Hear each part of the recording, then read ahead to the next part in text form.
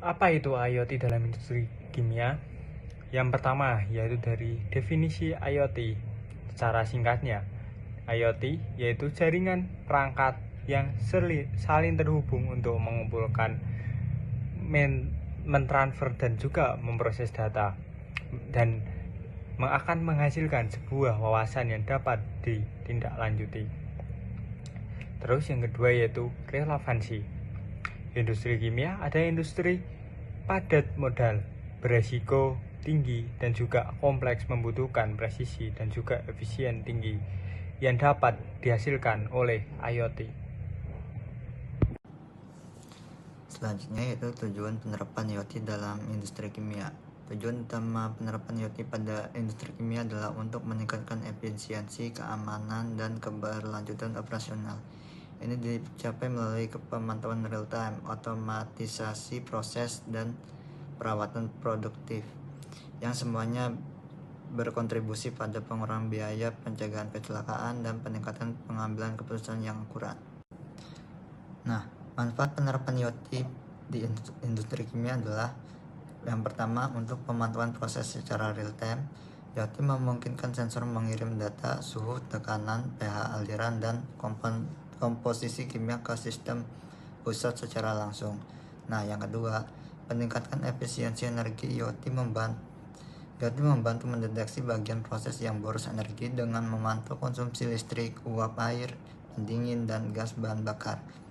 Dan yang ketiga, peningkatan keselamatan kerja atau safety monitoring. Nah, sensor IoT dapat mendeteksi kebocoran gas, tekanan berlebihan, atau kenaikan suhu yang berbahaya pada reaktor dan pipa. Nah, yang keempat, productive maintenance atau pemeliharaan produktif. IoT mendukung analisis kondisi mesin seperti vibrasi, suhu bearing, tekanan pompa, untuk memprediksi kapan peralatan akan rusak sebelum benar-benar gagal. Nah, dan yang terakhir, optimalisasi reaksi dan kualitas produk. IoT membantu mengumpulkan data proses melalui reaksi secara detail seperti temperatur, pH, waktu tinggal, dan konsentrasi. Kemudian dikombinasikan dengan machine learning untuk mencari kondisi optimum. Penerapan IoT khusus untuk pengawasan produksi dalam industri kimia. Pengawasan produksi fokus untuk memantau proses produksi secara real time. Penerapan kontrol proses real time, sensor terus memantau suhu, tekanan, aliran, dan pH untuk menjaga proses dalam kondisi optimal. Yang kedua, kualitas inline. Analyzer online seperti spektrometer menganalisis komposisi produk secara langsung di jalur produksi, mengurangi ketergantungan pada lab dan mencegah cacat. Dashboard dan digital twin. Visualisasi data real time untuk memberikan visibilitas penuh kepada operator terhadap seluruh operasi. Manfaat, konsistensi kualitas, penurunan produk cacat, dan pengembalian keputusan yang lebih cepat. Contoh use case pengawasan pada produksi polimer, tujuan untuk memproduksi resin polimer dengan viskositas yang konsisten. Yang pertama, ada pengawasan sensor suhu memantau reaktor polimerisasi, sensor tekanan memantau kondisi di dalam reaktor, sebuah viskometer inline secara terus-menerus mengukur kekentalan produk. Yang kedua, integrasi data dari semua sensor mengalir ke platform kontrol. 3. Analisa dan tindakan. Jika viskometer mendeteksi kekentalan mulai melenceng dari spesifikasi, sistem menganalisis data suhu dan tekanan. Sistem menemukan bahwa penyebabnya adalah fluktuasi suhu pada pemanas reaktor. Secara otomatis, sistem mengirim perintah ke controller pemanas untuk menstabilkan suhu pada set point yang baru dan lebih optimal. Hasilnya, kekentalan resin kembali ke rentang yang diinginkan. Batch polimer tersebut tetap memenuhi spesifikasi tanpa perlu dibuang atau di-rework. Semua data dicatat untuk analisis batch. Selanjutnya, penerapan IoT khusus untuk pengawasan produksi dalam industri kimia. Fokusnya untuk meningkatkan output, efisiensi, dan kinerja aset. Penerapannya optimasi yield.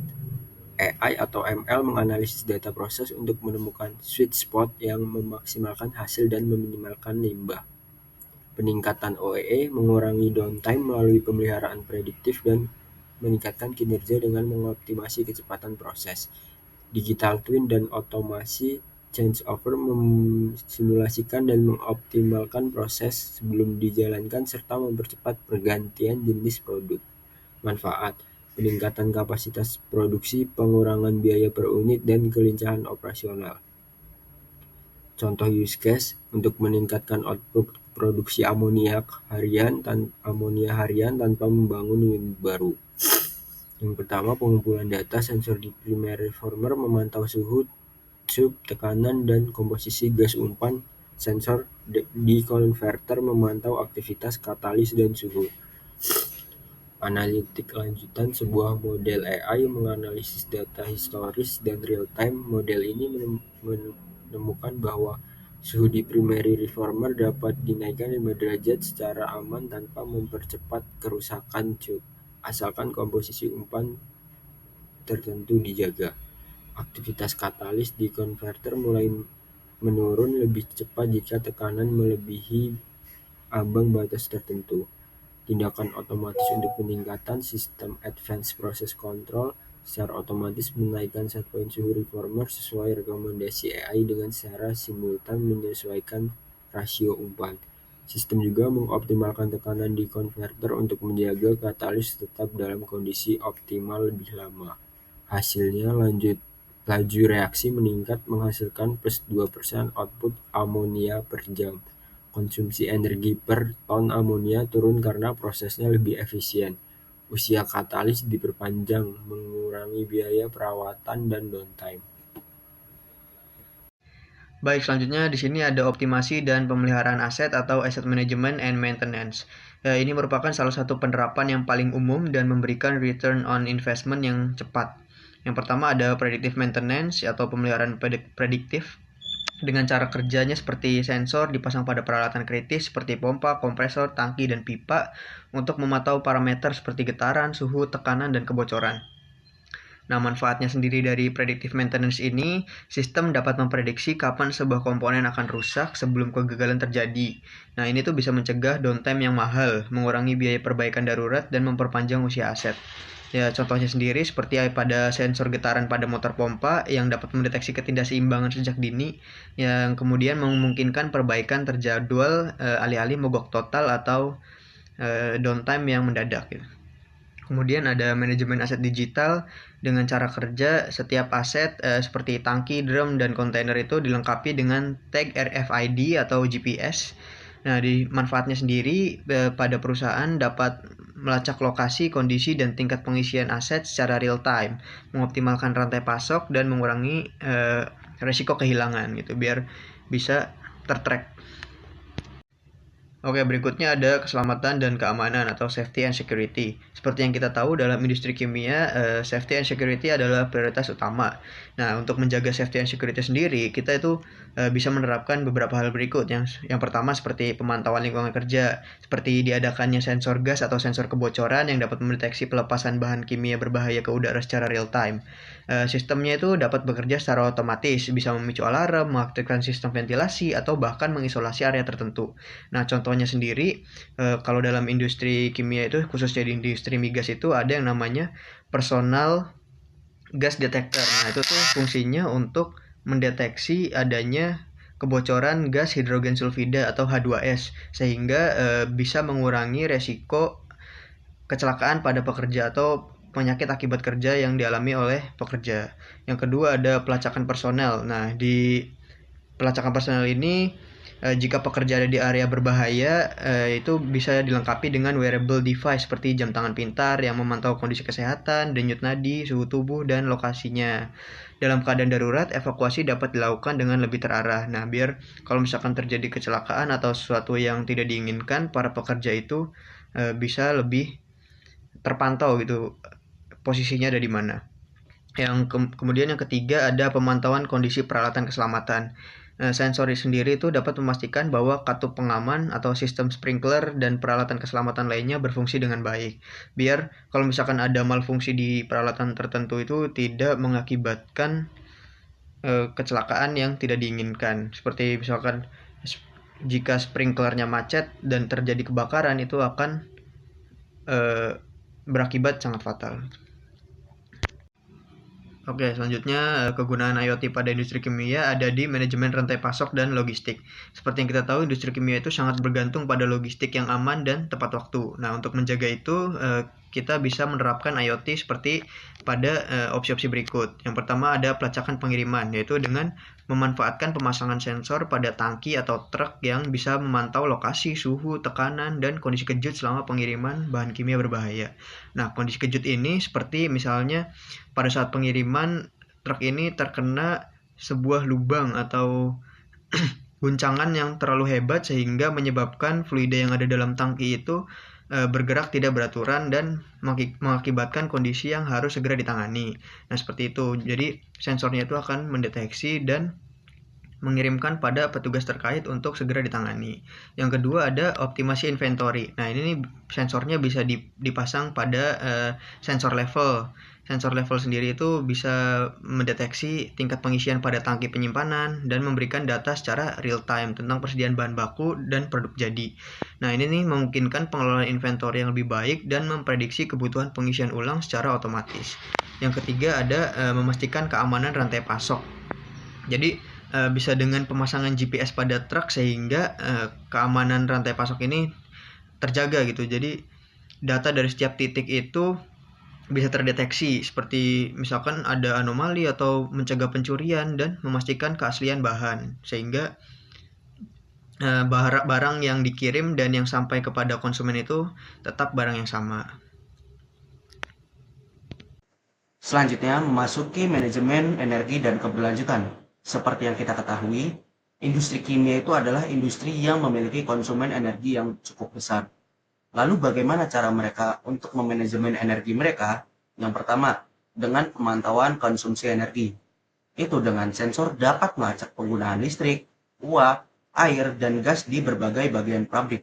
Manfaatnya, itu untuk mengidentifikasi area dengan pemborosan energi dan mengoptimalkan penggunaannya, yang mengurangi biaya operasional dan jejak karbon. Lalu yang kedua adalah pengelolaan limbah dan emisi. Dengan sensor dapat memantau kualitas air limbah dan emisi cerobong asap secara terus-menerus. Itu buat memastikan kepatuhan terhadap peraturan lingkungan dan mengurangi dampak negatif. Selanjutnya memasuki quality control, yaitu pengendalian kualitas. Cara kerjanya sendiri itu sensor inline yang terpasang di jalur produksi dapat menganalisis sampel produk secara real time selama proses manufaktur, alih-alih buat menunggu hasil dari laboratorium. Manfaatnya, setiap penyimpangan dari spesifikasi itu dapat dideteksi dan dikoreksi segera, sehingga mengurangi produk cacat dan memastikan konsistensi kualitas yang tinggi. Sebelumnya, kami telah menjelaskan penerapan IoT di industri kimia. Namun, seperti yang kami ketahui, pasti terdapat tantangan dalam penerapan IoT di industri. Lalu, apa aja sih tantangannya? Kita masuk yang pertama, yaitu keamanan cyber atau cyber security. Semakin banyak peralatan yang terhubung, maka semakin besar permukaan serangan. Melindungi data dan sistem dari peretasan adalah tantangan terbesar. Lalu yang kedua adalah integrasi dengan sistem lama atau legacy system. Banyak pabrik kimia yang masih menggunakan peralatan dan sistem kontrol seperti PLC lama yang tidak dirancang untuk konektivitas IoT. Integritas membutuhkan biaya dan usaha yang signifikan. Lalu yang ketiga itu adalah investasi awal yang sangat besar. Meskipun ROI-nya tinggi, biaya untuk sensor, infrastruktur jaringan, platform cloud, dan tenaga ahli bisa sangat mahal. Lalu yang keempat, itu ada keterampilan dan budaya kerja. Diperlukan tenaga kerja dengan keterampilan baru dalam data science, analitik, dan keamanan cyber. Itu untuk perubahan budaya dari operasi tradisional ke operasi berbasis data juga butuh banyak waktu. Lalu yang kelima, itu ada manajemen data.